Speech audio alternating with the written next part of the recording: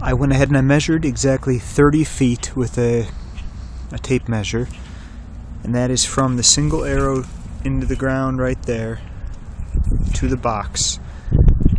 The bow, where the arrow will leave the bow, will be at about 4.5 feet, so I can calculate the slant range later. Now, I'm not certain whether or not I'll have to. I think I'll measure it from there. I'll put my hand, the front of the bow, right there at the base of the arrow, or where the arrow is. And then if I need to, I can also calculate from the back by adding the length of the arrow. My draw will be 28 inches. So we'll have two sets of numbers, and we'll just have to see exactly what we find. The other thing is, the camera is going to hear me let go of the arrow, so it's going to include the acceleration phase, so I need to compensate for that, and I'm not exactly sure how. We're going to have to... This is just a rough estimate. It's the best I can do for now, so I hope it's good enough. Let's give it a shot and see what we can find out. I'll string the bow.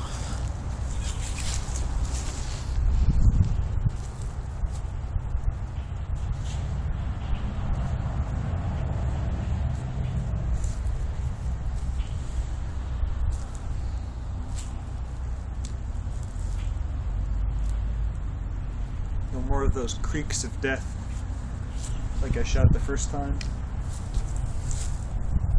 Again, the bow is incredibly light. Now that I've tapered it down, well, let's start when I first made it. The initial weight was 528 grams.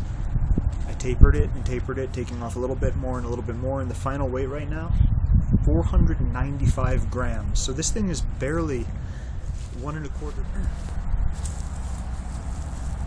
I'm going to go ahead and string the bow, and then let's see how fast it shoots.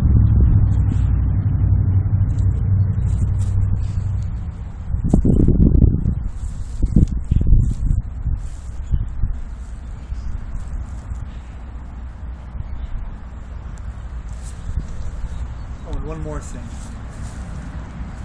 I wanted to show the bow being drawn so you could take a good look at the joint to see how it flexes. I think it bends very evenly. Doesn't seem to hinge very strongly there, if at all. So, take that for what it's worth. Now again, 30 feet, 4.5 feet off the ground.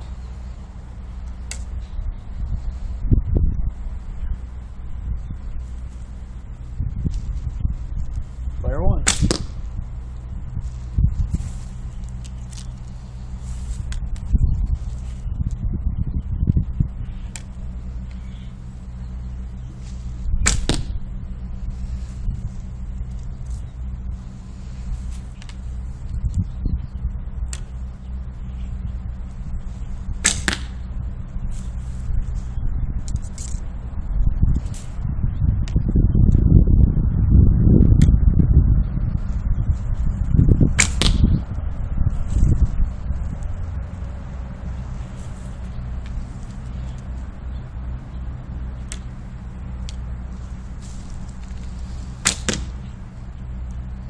Five shots, 30 feet.